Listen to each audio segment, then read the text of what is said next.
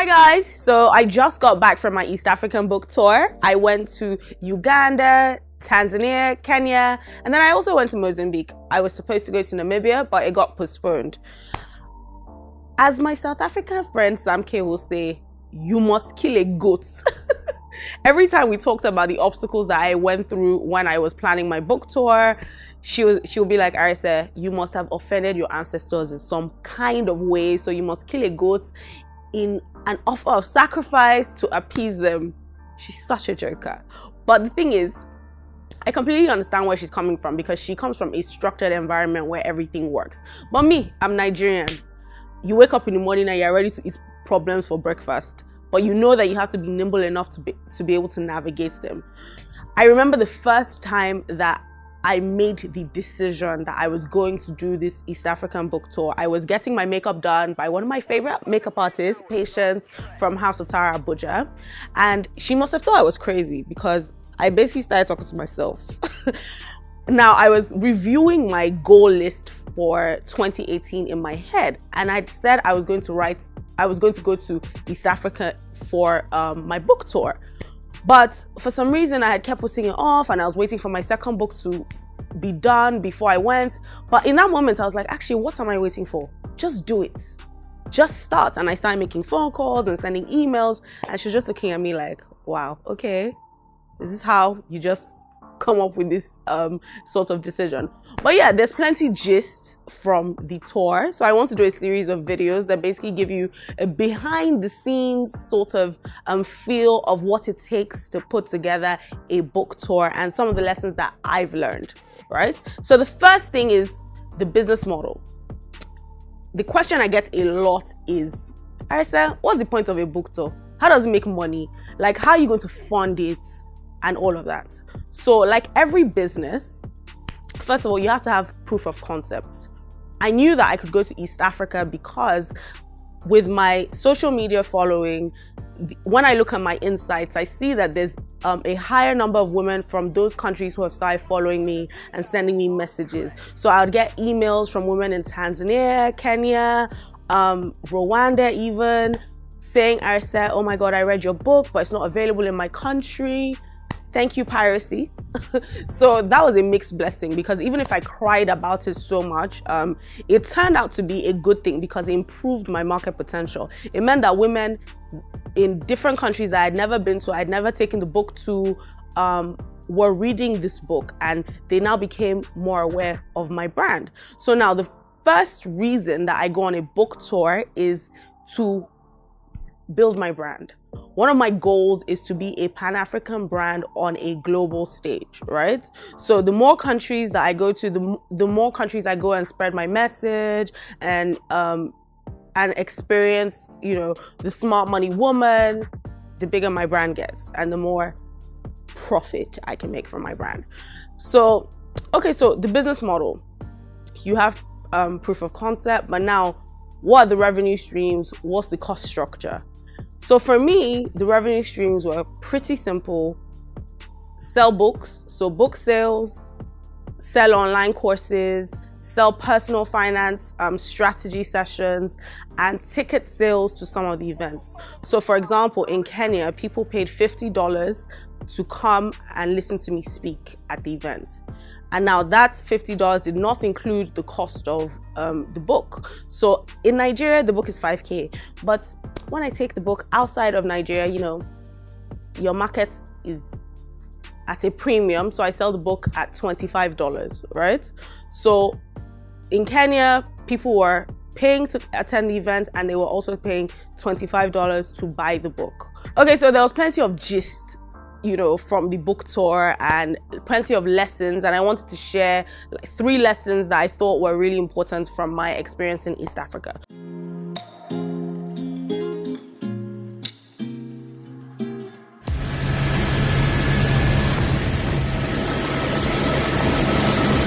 Misha sent a driver for me with my name and everything to the airport. Good morning, sir. So it turns out we're getting on a dinghy again to get on a boat again to have lunch. Kind of love it. So you know Dar es Salaam is one of the most beautiful cities in Africa. You guys, I promise that I'm working. Like, I have a book with me. I'm working. This is how we work in Dar es Salaam. This is work. People are always asking me, Arista, so how does this thing make money? How are you going to fund it? So it boils down to the business model, right? So first of all, before you even get to the business model, you need proof of concept. Should I even go to these markets? Does anybody know me there? Do they even care? So looking at my Instagram insights and everything, I see that there are more people following me from East Africa and sending me emails saying, oh my God, I've read your book. It really changed my life. When are you coming to my country? So you kind of get an indication that there's a demand for your work in those countries, right? Thank you, piracy. That was a mixed blessing because obviously I cried about it for a while. But then I realized that it actually helped to build my brand in those countries. So why do I go on book tours? It is a brand building exercise. One of my biggest goals in life is to be a Pan-African brand on a global stage. So going to these places increases like my market potential. Now, what are the revenue streams and what's the cost structure? So in terms of revenue, book sales, ticket sales to the events, online course sales, personal finance strategy sessions, right? So 4 streams of income. So when I go to these countries, I'm not just selling books, I'm making sure that I'm getting customers for all the other revenue streams, right? The second thing is the cost structure. So you see me flying from one country to the other. So there's airline tickets, there's hotel accommodation, there's things to think about like the venues and all of that. Now, like any business, your goal is to increase your revenue streams and find ways to decrease your costs so that you have greater profit margins. And so I'll talk about the fact that you need partnerships. It's easy for you to, if let's say I had a loss of resources, maybe I'll be like, yes, let's get this venue and let's just, pay $3,000 for it. And let's pay a PR company so that we can have like media in every country that we go to. But if you add all of it up, you have to ask yourself, will it be worth it in the end in terms of profit? So one of the biggest lessons that I learned in this cost reduction process is price is what you pay, value is what you get. So sometimes what I'm giving in terms of payments for these costs is not actual cash. It's an exchange of value. Sometimes that's based off of relationships. Sometimes it's about thinking about, okay, this is something that I want. What is it that I can give the other person that would be of equal value to them? I'll give an example. Second thing that is very, very important for these book tours to be successful, brand partnerships. And this thing is hard. Finding brands that are willing to sponsor different aspects of your book tour is difficult because, trust me, I chopped plenty of lying. I chopped plenty no's. Like for every 1 yes that I got, I probably got like 10 no's. And that's fine because it helps you to build resilience. It helps you to think about, okay, maybe I'm not articulating the value that I'm going to offer properly. How am I bringing my vision to life so that the other person can buy into it? So for example, DMP Travels is a brand that I had noticed on Instagram a few years ago. They're very creative because they're not just selling tickets, they're selling a travel experience at an affordable rate. So in a way, our brands are aligned because travel is a huge part of my brand. So we started to do some work together in terms of South Africa. So we had a working relationship. So when my East African book tour came, we had approached a few airlines and I basically told one, listen, see this as a marketing cost for your business and I will find a way to convert my audience into your customers because my audience are coming to me anyway for ways where they can live a fantastic life at an affordable rate. One who offers a travel experience for middle income budgets. So we decided that we're going to work together, and trust me, she was like the best travel partner ever. Her and her husband, like it was more, sometimes when you're building these relationships, it's even more than money. They prayed for me, we sat down, they took up a huge chunk, a percentage of the cost of my travel. And in exchange, I was helping them to sell travel packages and also create brand awareness by leveraging on my relationships to create more publicity for them. So it was an optimal exchange of value, right? Then there's the clothes. So you want to look fabulous on the book tour. You have people like Lady Bieber calling me and saying, listen, you're doing your East African book tour. I'm going to dress you for it, and creating actual specific outfits that I'll wear. And so she creates them for my book tour, and then she now creates more units so that as I'm wearing it on the book tour, she's selling those units. So she's using me to market her products.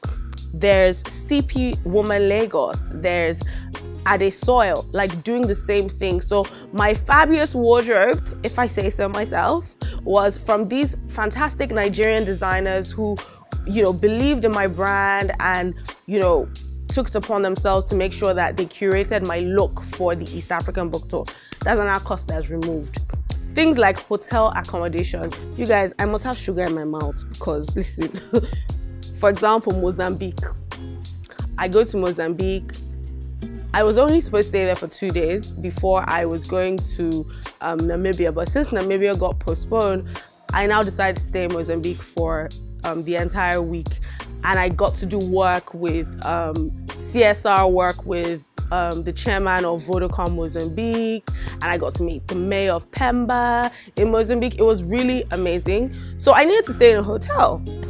So I meet the general manager of the Avani Pemba Beach Hotel, and I basically tell him, listen, I love this place. I want to stay here.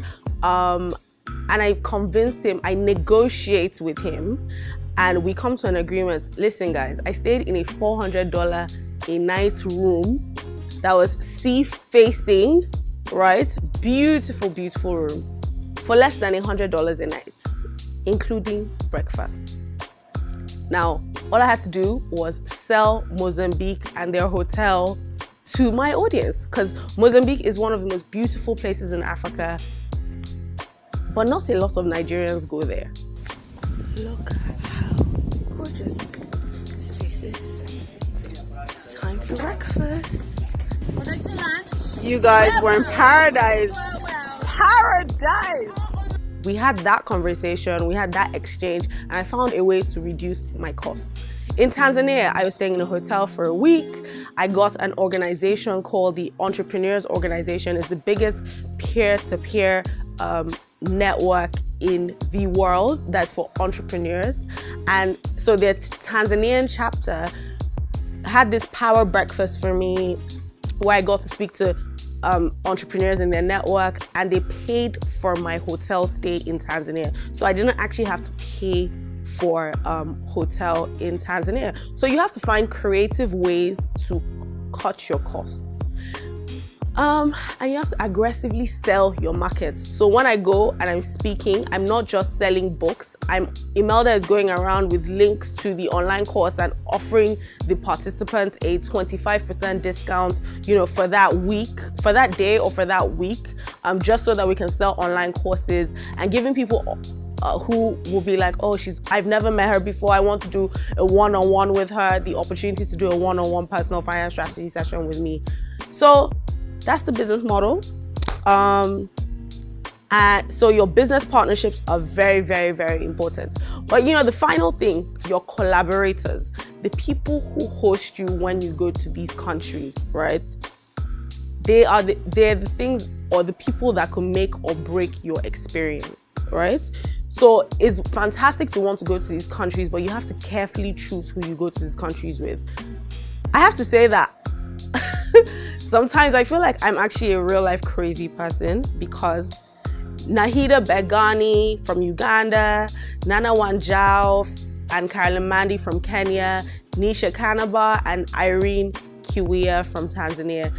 The thing that these amazing, awesome powerhouse of women have in common is that this time last year I did not know them. Like, we didn't know each other. We're strangers, basically. But when I'm going into a country, I need a host who is going to be able to do a number of things. So we have a checklist. I actually have a pitch deck that I send out to potential hosts to say, okay, if I come to Tanzania, these are the things that I need, right? So they need to be people who, first of all, align with your brand. Second of all, believe in what you're coming to their country to do and are willing to use their resources to help you, right? Hey! Oh, Nisha, you look so hot with this red.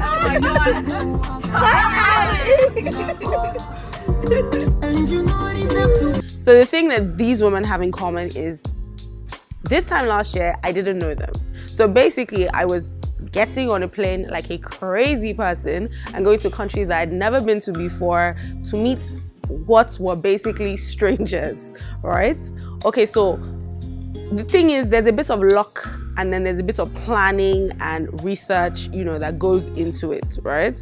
So first of all, before I go to any country, I have a pitch deck, an actual pitch deck with requirements of what I need from my hosts, so the people who are hosting me. So they need to have a few things. So one, they, have to have the clout to be able to get us like media. So I need TV interviews, radio interviews to be able to promote the event and my book in those countries, seeing as they're a relatively new market. People who have connections like, I have a friend who owns a hotel and they can let you stay there at a discounted rate or for free in exchange for social media posts, that kind of thing.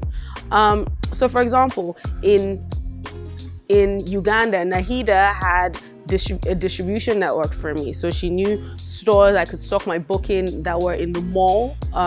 So that was great. In Kenya, as soon as I got to the airport, Nana and Carolyn had organized this Mercedes with a chauffeur and a concierge service that came to pick me up from when I got off the plane to get in the car, to take me to the hotel. And this driver was there every single day, my entire week in Nairobi, to take me from everything to radio interviews at 6 o'clock in the morning, to meetings for planning the events and all of that, like to make sure that I got everywhere seamlessly.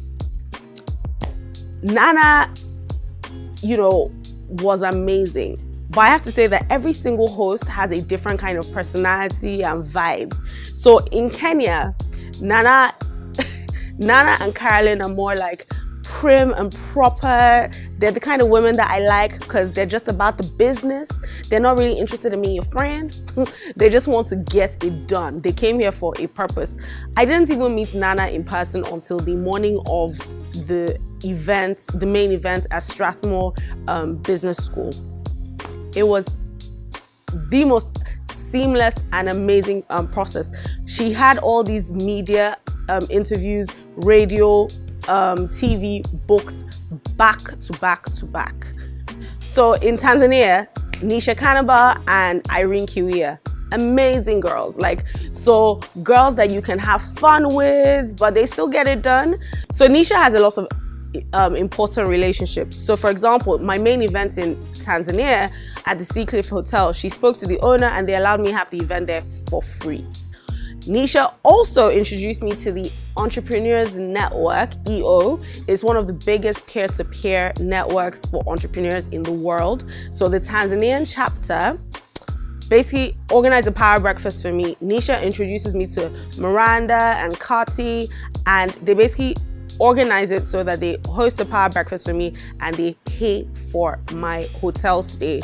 Again, Nisha had a car and a driver for me, at the airport. So you're in a foreign country, you need to be able to get around and all of that. What else? Anyway, I had amazing hosts, but I did have one bad experience. The person who was supposed to initially plan the Uganda leg of the trip was a mess. So even if I sent, out a deck to say these are things that we need, she was the kind of person who talks a big game, but can't follow through. So she has like Sam K's personality, my friend in South Africa who planned my South African book tour, without the execution to back it up. So I basically got on the plane, got to Uganda, and do you know that I never saw this girl? like she said, yes, we're going to have a press conference, we're going to do this, don't worry about it, you know, like, and I thought, wow, who does this? Someone gets on a plane and comes to your country and you don't have anything together. A few days before I was coming to Uganda, she was still struggling with the venue, but luckily one of my friends, Mfo, had introduced me to the marketing officer for MTN Uganda, and he introduces me to Nahida Begani at the last minute, and Nahida basically took over, got me a venue, you know, did her best to basically salvage it and made Uganda work for me based off of the fact that she had a distribution network to help me sell my books. So that's how we salvaged that situation. But it was a big lesson for me, because even if someone talks, you need to make sure that they can back it up before you actually get on the plane because you put yourself in trouble. So I'm lucky that, you know, most of the people that I get to work with are amazing. They're go-getters. They're, you know, they're fun to hang around with. Like in Tanzania, you would see pictures of me on a boat. We were having meetings in Dar es Salaam, but we're like on a boat at the yacht club, because Irene is like, listen, if they don't want to give us this media thing, we'll go and get, you know, the actual power players or influencers who will make sure, you know, that this stuff happens. So yes, collaborators, hosts are the thing that will make or break your book tour. So you have to really, really do the work to make sure that you're working with the right people and that you're working with people who are willing to navigate with you even when things go wrong. And so look forward to more videos.